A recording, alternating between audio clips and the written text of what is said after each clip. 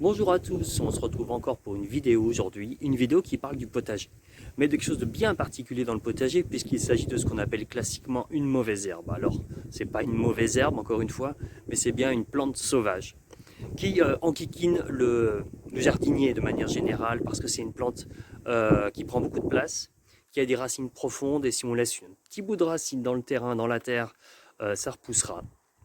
C'est une de ces plantes qui va traverser un paillage, même épais, parce qu'elle a beaucoup de réserve dans ses racines. Des racines qui peuvent aller à 30-40 cm de profondeur sans problème, mais qui a tout de même quelques intérêts. Et je vous en parle dans cette vidéo. Alors voici la plante dont il est question, c'est le rumex. Alors ça peut être rumex crépus ou rumex obtus à feuilles obtuses. Bon, il n'y a pas énormément de différence d'un point de vue morphologie, en termes d'intérêt aussi que ça peut avoir, ce dont je vais vous parler. C'est juste la forme des feuilles qui est un petit peu différente, la taille qui va être un petit peu différente, mais globalement, si on l'a au milieu de son potager, elle nous enquiquine d'une manière ou d'une autre. Donc, c'est de la même famille que l'oseille. Elle n'a pas ce côté hyper acide de l'oseille, par contre, elle a un goût plutôt amer. On va peu la consommer, on peut manger des feuilles très tendres, mais très vite, les feuilles vont prendre une amertume très forte qui fait que c'est vraiment insupportable. Donc vraiment, si elles sont très tendres, elles ont un petit goût amer, c'est supportable dans une salade, mais sinon, je ne vais pas la recommander. Moi, je ne l'utilise pas, je l'utilise un petit peu, mais je ne l'utilise pas. Il y a vraiment beaucoup d'autres plantes sauvages intéressantes à consommer. C'est une plante qui va faire des hampes florales qui vont aller à parfois plus d'1 mètre de hauteur et qui produit des milliers de graines, même des dizaines de milliers de graines. C'est pour ça que dans des bonnes conditions, on peut avoir de véritables invasions de cette plante-là. Celui-ci, c'est le Rumex obtusifolia, donc à fleurs obtuse. Il est vraiment caractéristique des terrains plutôt argileux et riches. Donc là, il se trouve que les endroits où je l'ai, notamment où j'ai choisi de faire mon potager, la terre est bien argileuse et riche en même temps. Et donc, comme il a été perturbé aussi, hein, c'est souvent un signe de terrain perturbé, c'est-à-dire que vous ne le verrez pas au milieu d'une prairie naturelle au bout de plusieurs années. Et voilà, ce seront d'autres plantes qui prendront la place. Les lieux perturbés, les bords de chemin, les bords de route, les voies ferrées et ben, les champs agricoles, effectivement, qui ne sont pas traités, ça peut être même carrément très enquiquinant en bio. D'expérience, je me rappelle avoir fait partie d'une AMAP et on était allé arracher des rumex comme ça dans un champ de blé, tout simplement parce que pour la première fois, ils avaient retourné une prairie qui n'avait pas été retournée depuis au moins 50 ans. Et en fait, les graines étaient toujours dans le sol. C'est des graines qui peuvent vivre entre 50 et 100 ans dans le sol, à attendre gentiment leur bon moment pour pouvoir germer et pousser. Et donc là, ils avaient connu une invasion absolument incroyable de rumex après plus de 50 ans. Et donc, ben, quand on est en bio et qu'on n'utilise pas de produits et qu'on veut quand même avoir du blé, eh ben, on arrache à la main. Donc on avait donné un coup de main. Effectivement, comme je vous disais, ces racines-là qui sont très profondes, vous en cassez un tout petit morceau, elle repoussera. Là, toute la plante se reconstituera à partir d'un tout petit bout de racine. Donc c'est un peu le cauchemar du jardinier ou de l'agriculteur. Par contre, ces racines-là, eh bien, elles ont un intérêt médicinal. Euh, c'est des racines qu'il faut récolter maintenant. En fait, le bon moment pour récolter les racines des plantes sauvages, les plantes à racines, c'est de l'automne jusqu'au début du printemps. Et là, on a des racines qui sont chargées de réserves, de nutriments, de principes actifs très intéressants. C'est le moment de les arracher. Alors, c'est ce qu'on va faire et je vais vous expliquer exactement quel est l'intérêt médicinal, quel est l'intérêt pour se soigner, pour se faire du bien qu'ont ces racines. Alors voilà ce que ça donne à travers un paillage, même en plein hiver, ça traverse. Là, j'étais parti pour 10 cm de paillage. C'est absolument pas un problème pour la patience. Elle a de la patience, elle traverse. Alors j'avais commencé, alors je sais que ça peut marcher avec le temps, elle avait commencé à tout simplement traverser et je me suis dit ben, je vais casser les feuilles au fur et à mesure, les mettre sur le paillage. Mais c'est un travail avec extrêmement de patience. On peut y arriver comme ça, hein, mais il faut être tout le temps derrière. Il faut les enlever en permanence. Elles ont tellement de réserve dans les racines que de toute façon on n'y arrivera pas comme ça. Ou alors vraiment passer son temps à faire ça. Donc ben, le parti que j'ai pris, c'est bien de les arracher.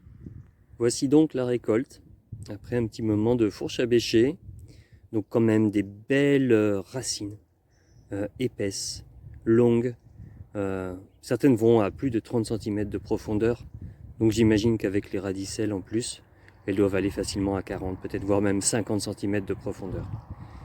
Donc voilà la récolte généreuse des racines de Patience crépue. Voilà le résultat après un tri, parce qu'effectivement il y en a qui étaient un peu abîmés avec un petit peu de pourriture. Après avoir enlevé pas mal de racines, de petites radicelles.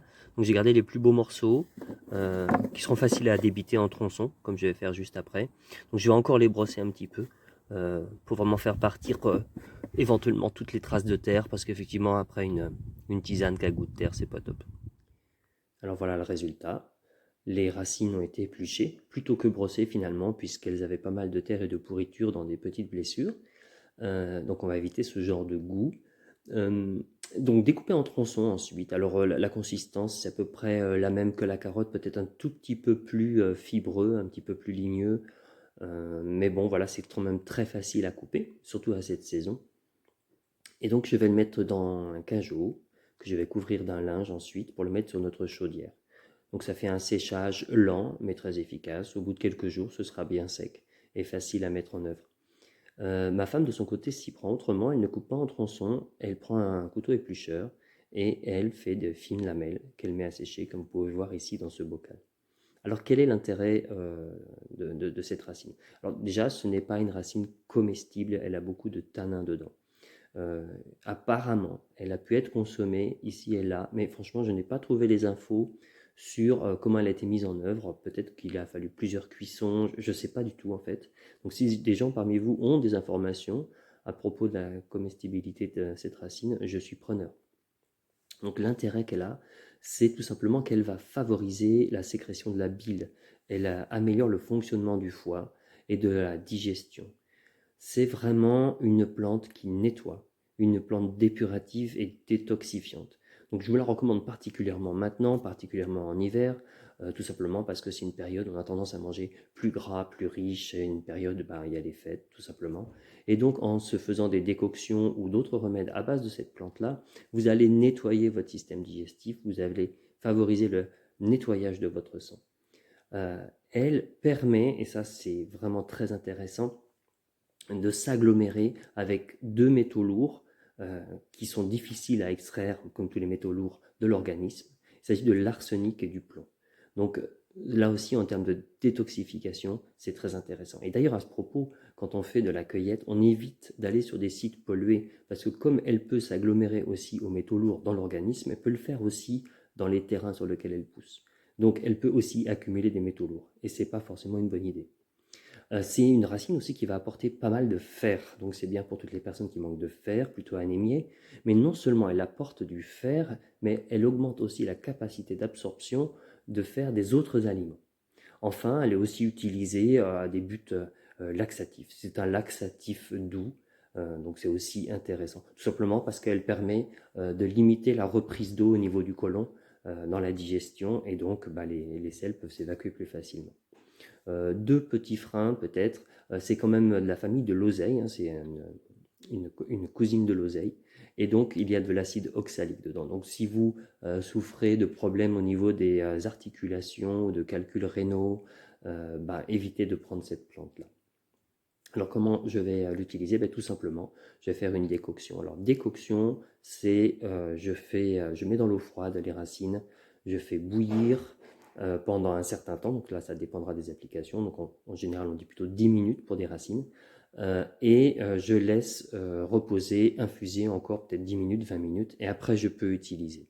Donc moi je ne vais pas vous donner les posologies, je ne suis pas docteur, je ne suis pas phytothérapeute, mais ça peut être intéressant d'aller voir. Alors il y en a qui utilisent ça aussi en teinture mère, en vin médicinal, ou tout simplement dans leur alcool préféré, ils mettent les racines à tremper, donc c'est à la fois un moment plaisir et un moment sain. Donc voilà ce que j'avais à dire sur cette plante très intéressante qu'on peut récolter surtout donc en automne, en hiver et au début du printemps, vraiment avant qu'elle commence à repousser, et qui est vraiment très intéressante pour la santé. Donc je vous dis à très bientôt pour d'autres vidéos autour de la nature, autour du jardin, autour des plantes sauvages.